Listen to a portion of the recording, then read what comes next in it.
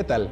Les doy la más cordial bienvenida a una nueva emisión de la serie La Constitución nos une, un esfuerzo del Canal del Congreso y la Cámara de Diputados para contribuir al fortalecimiento de la cultura constitucional en nuestro país. En esta ocasión hablaremos sobre el Estado de Derecho y para ello nos acompañan dos conocedores. El licenciado Sandro García Rojas Castillo. Sandro, bienvenido. Gracias, David. Él es profesor de la Universidad Panamericana. También nos acompaña el maestro Javier Martín Reyes. Javier, bienvenido. Al contrario, muchas gracias por la invitación. Él es profesor investigador del Centro de Investigación y Docencia Económicas.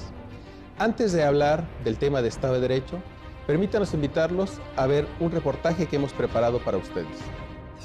El concepto de Estado de Derecho es sumamente complejo, especialmente en nuestro país. Algunos llegan a negar que existe en México, señalando que vivimos en un Estado fallido.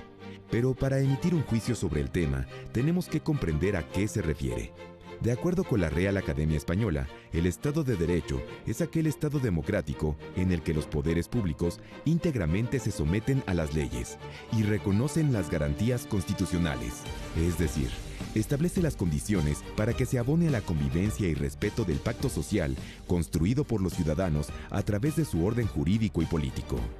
Así, el Estado de Derecho son aquellos principios establecidos y considerados fundamentales para que el ciudadano viva en orden y libertad.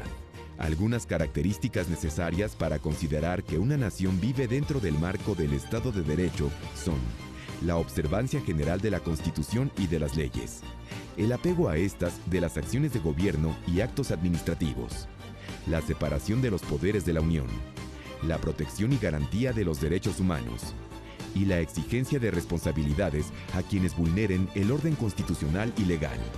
Gobierno y sociedad encaran retos en todos estos temas. Por ello es importante conocer las carencias con la finalidad de implementar acciones para su mejora. No debe minimizarse el trabajo de las instituciones que trabajan día con día para lograr un Estado de Derecho pleno. Pero resulta fundamental contar con una ciudadanía conocedora de su Constitución y sus leyes. Gracias por continuar con nosotros. Les recuerdo que pueden seguirnos a través de redes sociales y formular preguntas en la dirección de correo electrónico que aparece en sus pantallas. En esta ocasión nos encontramos en la Biblioteca Miguel Lerdo de Tejada de la Secretaría de Hacienda y Crédito Público, en el antiguo oratorio de San Felipe Neri, en pleno centro histórico de la Ciudad de México. Y para hablar de Estado de Derecho, lo primero que tenemos que preguntarnos, Javier, ¿qué es el Estado de Derecho? Pues mira, David, el Estado de Derecho lo podríamos definir de una manera muy sencilla, ¿no? Como aquel estado de cosas en el cual se cumplen tanto las leyes como los acuerdos que celebramos todos los particulares. Y digo que es una definición sencilla, pero al mismo tiempo es muy problemática, ¿no? Porque si pensamos en la cantidad, por ejemplo, de normas que tenemos en la Constitución, que tenemos en nuestras leyes, tanto federales como locales, que tenemos en los reglamentos, o si incluso pensamos en la cantidad de contratos que se celebran diariamente en nuestro país, pues nos daremos cuenta que garantizar el Estado de Derecho implica en buena medida que se cumplan, ¿no?, un cúmulo muy grande, tanto de normas como de acuerdos, ¿no? Pero yo diría, en términos generales, ese es el Estado de Derecho. Decir que vivimos o no en un Estado de Derecho siempre es obviamente una cuestión de grado y en última instancia pues es un ideal, ¿no? Vivir en una sociedad donde efectivamente se cumplan las leyes y los acuerdos. Sí, el concepto es básicamente simple, Estado de Derecho. Sin embargo, definirlo tiene también sus problemas, una problemática que dependiendo del sistema jurídico puede cambiar. No es lo mismo la regla de derecho, el rule of law en Estados Unidos, por ejemplo, en los sistemas jurídicos sajones, que hablar del Estado de Derecho propiamente europeo, continental. Ahí cambian, los elementos son distintos. Pero la preocupación tiene que ver también con esta mención que a veces se hace de manera muy fácil en ocasiones, que decimos, es que México hasta es un Estado fallido, pero no entendemos qué es lo que representa el Estado de Derecho, que en ocasiones tiene parámetros que son de difícil entendimiento, como los que mencionabas, es algo sumamente complejo. En el caso particular de esta noción, Sandro, para ti, ¿cuáles serían los referentes indispensables para hablar del Estado de Derecho en nuestro país? Yo creería, David, por supuesto, subrayaría lo que decía Javier, hay un estado de cosas que se desenvuelven de manera natural, de manera sistémica, que tienen un origen y un destino. Sin embargo, a mí me gustaría subrayar que quizás el Estado de Derecho es una argamasa, un cemento, una estructura que solidifica la voluntad de los ciudadanos y por ende sus igualdades, sus derechos fundamentales. Es decir, no pueden existir estados de derecho si no existe la plena, digamos, el pleno uso de estas facultades incipientes a la naturaleza humana. Y esa argamasa que te permite saber con certeza al lugar a donde te diriges, que solidifica esa voluntad con el elemento autoridad, de alguna manera arma en una estructura la lógica, digamos, jurídica, de un principio quizás más sociológico, que es el principio de nación. Un conjunto de personas se identifican como nación, primero, y después se organizan para ser Estado. Y en digamos, en este orden de ideas, donde primero encontramos identidad, donde primero encontramos igualdad, donde primero fijamos más que un conjunto de lugares a donde queremos llegar desde una perspectiva jurídica, identificamos un mismo destino. Cuando identificamos un mismo destino, encontramos esa argamasa que nos puede ayudar. El derecho es una de las fórmulas, por lo pronto la más confiable, la que más conocemos, que nos ayuda a través de la intervención de la autoridad para salvaguardar esto a un final, digamos, destinado, justo o injusto, temporal o atemporal, no necesariamente lo calificaría, pero este binomio pareciera indisoluble. Cuando nosotros hablamos de este componente novedoso, si tú lo quieres ver así desde la perspectiva jurídica, que es la nación, la identidad, nosotros tenemos que referirnos también a otros elementos que están presentes. Tú hablabas de la voluntad popular. Y en el caso de la voluntad popular, pues esta se refleja precisamente a través de la representación que sirve en un ideal también para dictar esas leyes que nos vinculan a todos, porque representan precisamente el lugar hacia donde queremos llegar, aquello que es lo deseable, lo aspiracional dentro de nuestro sistema. Sin embargo, cuando hablamos ya de los componentes formales de un Estado de Derecho, Javier, desde una perspectiva teórica, ¿cuáles serían para ti los principales? Hablamos, por supuesto, de la división del poder público, hablamos del respeto a la ley, de esa igualdad dentro de la ley, también hablamos de la cuestión democrática, hablamos, por supuesto, de los derechos humanos, la prohibición de la arbitrariedad y en ese sentido también la sujeción del propio gobierno a ese marco jurídico. Dentro de todo este conjunto o bagaje de parámetros, ¿cuál sería el más importante para ti, Javier? Pues mira, David, yo creo que tú bien lo decías, ¿no? Estado de Derecho creo que tiene muchísimas dimensiones, creo que a nivel teórico podemos tener muchos debates, pero sí creo que en las democracias constitucionales podemos pensar en tres grandes componentes, ¿no? El primero, ustedes ya lo mencionaban y es muy importante, es el tema de los derechos, ¿no? En una democracia constitucional, por lo menos la configuración o la manera en que se concretan los derechos fundamentales, pues es producto del ejercicio de la voluntad popular, por así decirlo, que se traduce obviamente con representación. Y creo que en esta materia, si nosotros vemos, por ejemplo, nuestra Constitución, nos vamos a topar con que contamos con un catálogo de derechos fundamentales muy amplio y muy nutrido, ¿no?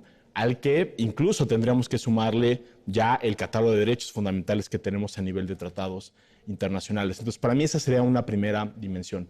La segunda tuya también la apuntabas y creo que es muy importante, ¿no? Digamos, el desarrollo teórico que ha tenido la democracia constitucional nos ha llevado fundamentalmente también a conceptualizar la división de poderes como uno de los elementos centrales, ¿no? Del Estado de Derecho.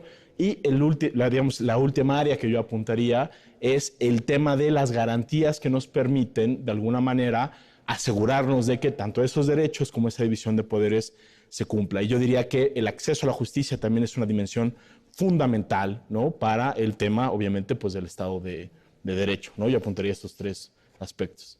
No, y además, a mí me parece fundamental aclarar que cuando hablamos de estas mediciones, esos índices de Estado de Derecho que existen en el mundo, porque no solamente existen en México, sino que son a nivel mundial, los parámetros, las referencias, estos elementos que son tomados en cuenta son por decenas. Es decir, no estamos hablando de 3 o 4 elementos como aquí se ha dicho, sino incluso de más de 50.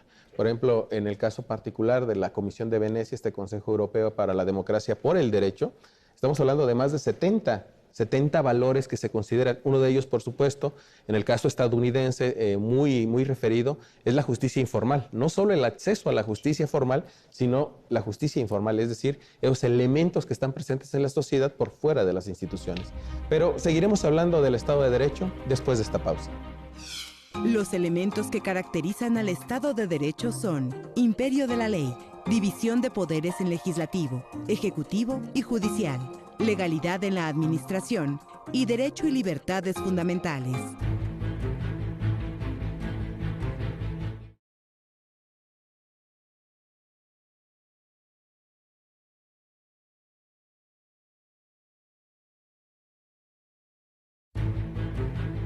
Otras dos características del Estado de Derecho son: 1. La existencia de un tribunal constitucional y la independencia de los órganos constitucionales. Gracias por continuar con nosotros.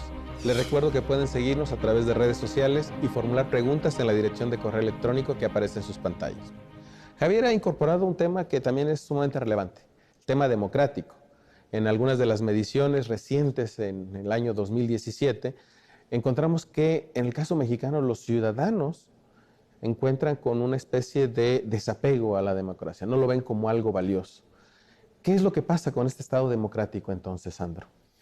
Yo creo que hay que tener clara una distinción entre Estado de Derecho y Estado democrático. No necesariamente un Estado de Derecho está siempre al lado de un Estado democrático. Cualquier figura de representación, y esta es una crisis que ha vivido América Latina y yo creo que gran parte del mundo, cualquier esquema de representación, sea sindical, legislativa, sacerdotal o religiosa, incluso padres de familia, tiene una crisis de identidad, porque no existe necesariamente una, relación directa entre el resultado de lo que se deseaba y la actuación de aquel que nos representaba. La complejidad de poder armar, una verdadera representación que logre resultados, sin duda alguna nos puede confundir en la numeralia de sentencias, divisiones de poderes, resultados inmediatos o resultados no necesariamente tan inmediatos. Yo creo que el elemento fundamental del Estado de Derecho es el cumplimiento de la ley. Después calificamos si el cumplimiento de la ley fue formal o no formal, a través de los tribunales o no, en justicias alternativas. Eventualmente, por supuesto, tendrían que estar previstas, pero si fue justo o no fue justo. Tenemos que llegar a un origen, tenemos que llegar a un principio, ante la complejidad de las ideas que hay hoy, a un regreso a lo básico. Tenemos que marcar primero si esta nación, y cito a Jesús Silva Gerso, que hace algunos días publicaba en el periódico una serie de frases, esa nación que es, una familia de desconocidos, ¿no? Es una familia, un tipo de parentesco sin apellidos. Con los acontecimientos trágicos que se vivieron en este país, nos pudimos dar cuenta que esa identidad surge, se asoma la nación. Y esa nación que se asoma justamente es promisoria, porque sabemos que el destino, que lo que le pase a uno, depende también de nosotros, y lo que nos pasa a nosotros depende del otro. La complejidad es cómo poderlo solidificar en un acuerdo, cómo poderlo poner frente, de alguna manera, nuestra Constitución, y de ahí deriva un poco el término Constitución. ¿Cuál será la Constitución de una mesa? Una tabla horizontal y 4 patas. ¿Cuál es la Constitución de un ser humano? Cabeza, tronco y extremidades. ¿Cuál es la Constitución de un país? Territorio, población y gobierno. El territorio está definido, no hay duda. La población está definida, no hay duda. El gobierno está definido, el elemento gubernamental, para solidificar esa voluntad en ese espacio restringido. Quizás ese es el elemento que tenemos que aportarle a la Constitución para podernos sentir como ciudadanos mucho más identificados con la política pública y cumplirla por un tema de compromiso. En las sociedades donde existe una sanción directa, donde existe necesariamente el flamígero, la flamígera sentencia o el castigo, se cumple por miedo. Sería ideal poder hablar que nosotros cumplimos una norma por convencimiento, por convicción, porque estamos comulgando con un origen y un destino comunitario, ¿no? Claro, y ahí entra en juego cuál es la percepción que se tiene también de la representación. Pero has puesto, en la mesa de la discusión algo que es muy importante. El Estado de Derecho, tal y como se estudia y tal y como marcan los indicadores de estos índices internacionales, tiene un elemento formal y un elemento material. En ese contexto de un Estado democrático, ideal por supuesto, hay elementos materiales que se cumplen, ¿sí?, y que son la percepción de la ciudadanía. Sobre este aspecto de los parámetros que se utilizan para medir un Estado de Derecho, ¿qué nos podrías abundar, Javier? Pues mira, David, yo creo que hay ejercicios muy serios, tanto internacionales como nacionales, que lo que buscan medir es precisamente eso, ¿no? O sea, es qué tan cercana percibe la gente la justicia, qué tanto cree la gente que se está cumpliendo o no se está cumpliendo con la ley, que como decía Sandro, bueno, pues es el parámetro fundamental del Estado de Derecho. Y como bien ya lo mencionabas, estos indicadores suelen preguntar varias temáticas, ¿no? El cumplimiento de derechos fundamentales, el tema de seguridad, ¿no?, que es obviamente pues, una de las necesidades básicas de cualquier sociedad y de los individuos, cómo estamos en justicia criminal, cómo estamos en justicia civil, cómo estamos en métodos alternativos de resolución de conflictos. Y creo que ahí las mediciones internacionales lo que nos muestran un poco es que por lo menos en la percepción sí vemos que hay una enorme distancia entre las instituciones y los representantes y los ciudadanos, ¿no? Si vemos, por así decirlo, nuestro lugar a nivel mundial, si vamos a ver que estamos algo así como en el lugar 88 de 113, estamos, por así decirlo, hasta el fondo. Y si vamos viendo ya desagregadas estas diferentes categorías, pues vamos a ver que hay ciertas materias donde la ciudadanía mexicana incluso percibe que la cosa va un poco peor, ¿no? Justicia civil estamos en el lugar 101, justicia criminal estamos en el número 108. Y eso creo que de alguna manera lo que nos revela es cómo esas políticas públicas, cómo ese ejercicio de gobierno, ¿no?, por más que hemos tenido una enorme cantidad de reformas en los últimos años después de la transición democrática, sí todavía tiene pendiente cómo concretizar y cómo lograr vía políticas públicas, ¿no?, que todo ese cúmulo de derechos que tenemos, que todo ese cúmulo de normas y de leyes que tenemos a nivel constitucional y legislativo, efectivamente se cumplan. Yo creo que ese es el gran reto y va a ser los próximos años, ¿no?, lo que tendríamos que estar pensando, obviamente, pues desde la academia, pero también servidores públicos y sociedades civiles, cómo logramos cerrar esa brecha entre la realidad, ¿no?, y, por así decirlo, ese ideal que tenemos del Estado de Derecho que se materializa en una importante cantidad de ordenamientos. Claro. ¿No? Nosotros, por regla general, cuando hablamos del Estado de Derecho, en el ámbito judicial, en el ámbito jurídico, nos enfocamos especialmente en la parte formal. Sin embargo, Sandro, tú mencionabas el tema democrático y ahí la percepción ciudadana es muy importante. Hay indicadores que incluyen, por ejemplo, la visión de la corrupción. ¿Cómo está la corrupción como parte de este Estado de Derecho? No solamente el acceso a la justicia, sino que se vea si efectivamente, una vez ingresando, digamos, al ámbito judicial, efectivamente esa sentencia se cumple o sirve para proteger, por ejemplo, el tema de los derechos humanos, el tema de los derechos fundamentales. Y en el ámbito de la percepción tenemos vamos a llamar una gama muy amplia que establece en cada uno de estos indicadores un referente diferente para la sociedad. La sociedad mexicana, de manera evidente, tiene un concepto diferente al del gremio jurídico de lo que es el Estado de Derecho. Seguiremos hablando de este tema después de la pausa. Imperio de la ley significa que el gobernante hará cumplir la norma cuando el particular se rehúse a cumplirla voluntariamente.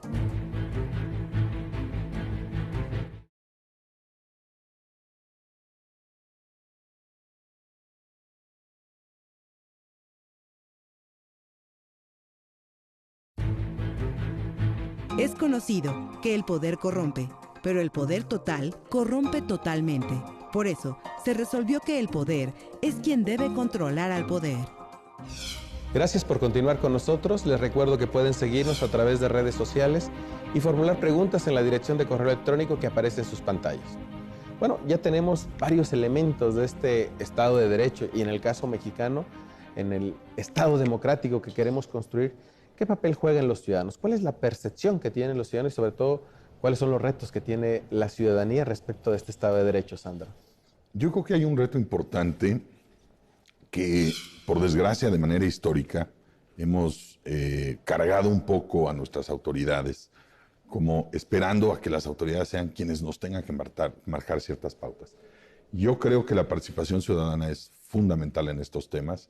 Al final, se trata de un tema de percepción.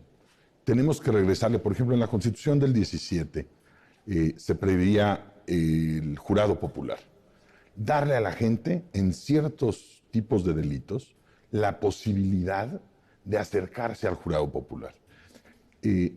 Determinar si hay culpa o no hay culpa, si es culpable o no es culpable algún delincuente. Esto ha desaparecido prácticamente de nuestro sistema y no necesariamente es algo que se hubiera heredado necesariamente de otros sistemas. Yo creo que el jurado popular y ahora el nuevo sistema penal acusatorio lo permite y de alguna manera debiere fomentarse. Tenemos que devolverle a la ciudadanía una posibilidad de participación activa. No estoy diciendo que los ciudadanos tengan que ser necesariamente los que juzguen todos los tipos de delitos, pero sí tenemos que acercar la justicia, tenemos que cambiar la percepción y darle a la ciudadanía un elemento de que ellos son actores fundamentales de esa percepción, que si tú quieres eventualmente sentirte con un Estado de Derecho y tener estas reglas claras, tienes que ser tú actor y tienes que ser tú parte de este sistema, este gran engranaje. Si la autoridad tuviere alguna acción, sin duda alguna es fomentar que el escenario lo permita, acercarse como autoridad a la ciudadanía para efectos preventivos, generar una cultura donde aquel que cumple, la palabra profesión, profesar, profesor, viene de hablar en pro de aquello que se tiene fe. Tenerle fe al sistema de leyes, tenerle fe al Estado de Derecho, es algo que tenemos que tomar los que profesamos evidentemente la abogacía, creérnoslo, pero también tenemos que contagiarlo, tenemos que profesarlo de alguna manera a la ciudadanía. Se oye romántico quizás, se oye idealista, pero me parece que la ciudadanía es suficientemente capaz. Hay que confiar mucho más en aquellos que nos determinaron de alguna u otra forma la voluntad popular. Es decir, esa voluntad tiene que ser escuchada y tenemos que acercarnos necesariamente como ciudadanos a esa justicia que queremos recibir en el día a día, en el acto que todos los días vivimos como ciudadanos. Y aquí la podríamos englobar, siempre hay que traerlo al ámbito constitucional, ¿verdad? Esa cultura constitucional que lamentablemente los indicadores de las encuestas nacionales dicen que nos hace falta a los mexicanos. Javier, ¿qué podrías ahondar? Bueno, yo creo que es indiscutible lo que tú dices, ¿no? Cuando revisamos cómo está, por ejemplo, la encuesta de cultura constitucional, lo que vamos a encontrar es, por una parte, que los mexicanos sienten que la Constitución responde cada vez menos a las necesidades, ¿no?, sociales, pero al mismo tiempo es cierto que sí tenemos un grado de desconocimiento muy importante sobre cuáles son los derechos que tenemos en nuestra Constitución. Y yo creo que eso se liga perfectamente a lo que decía Sandro, ¿no? Aquí la pregunta es, ¿cómo generamos ese sentido de pertenencia de los mexicanos hacia su ordenamiento, que a final de cuentas es un producto democrático? Y yo estoy convencido que ahí la participación ciudadana sin duda juega un papel fundamental, ¿no? Obviamente tenemos dimensiones que son muy claras, ¿no?, y que durante los últimos años han adquirido una relevancia importantísima, como es el derecho de votar, ¿no? El día de hoy tenemos elecciones que, pese a todos los problemas que tienen, pues sí permiten que sean los votos los que deciden quién va a ejercer el poder. Pero creo que también tenemos otro cúmulo, ¿no?, de mecanismos de participación ciudadana que también son relativamente recientes y que quizá no hemos utilizado tanto como deberíamos, ¿no? Pienso, por ejemplo, el tema de las consultas populares, ¿no?, que si vemos cómo se configuran a nivel constitucional, pues representa genuinamente un nuevo derecho político de participación por parte de la ciudadanía y que es una herramienta muy poderosa porque las determinaciones que en su caso se tomen en las consultas populares son vinculantes para todos los poderes públicos, ¿no? Otros ejercicios creo que muy interesantes que hemos visto en los últimos años han sido, por ejemplo, el tema de iniciativas ciudadanas, ¿no? Ahí el caso de la Ley 3 de 3 creo que demuestra que cuando la ciudadanía toma una causa, se organiza y decide participar, puede tener una incidencia clarísima, digamos, en la manera en que nos relacionamos con nuestros representantes.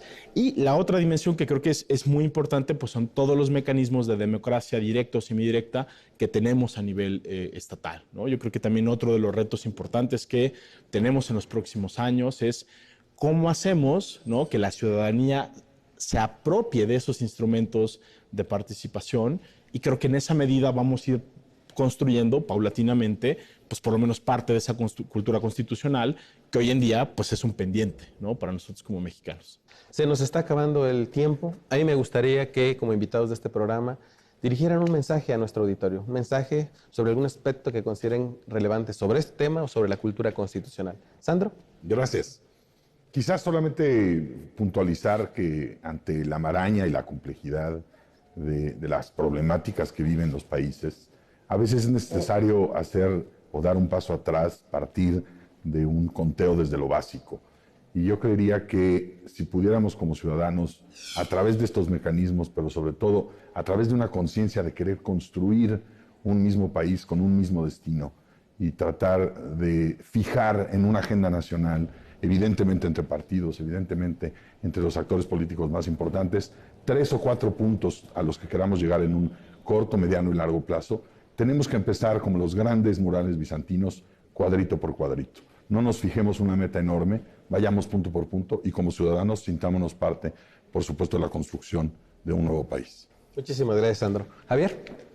Bueno, yo quizás solo para redondear un poco la idea, diría, sin duda el tema de la participación ciudadana es importante. Creo que también es muy importante crear ese sentido de pertenencia en la ciudadanía. Y a la par creo que tenemos que trabajar en la construcción, ¿no?, de mejores mecanismos para lograr, ¿no?, que las leyes y los acuerdos se cumplan, ¿no? Lo que necesitamos, sin duda, son políticas públicas muy bien claras, muy bien diseñadas, sencillas, no con procedimientos burocráticos, que lo que permitan es que cualquier persona que tenga un problema, que tenga un conflicto, que crea que la ley no se está cumpliendo, tenga una vía institucional sencilla, rápida y eficaz para poder resolver este tipo de problemas, ¿no? Para mí eso sería lo fundamental. La participación, la cultura de la ciudadanía como motor para lograr que este Estado de Derecho se consolide, sea el que todos queremos. Se nos ha acabado el tiempo, no me resta sino agradecer a los invitados su participación. Muchas gracias. A ustedes el favor de su atención y despedirme con la pregunta de siempre. ¿Qué tanto sabe de su Constitución? El reto de quienes participamos en este programa, su reto es que lo sepa todo. Hasta pronto.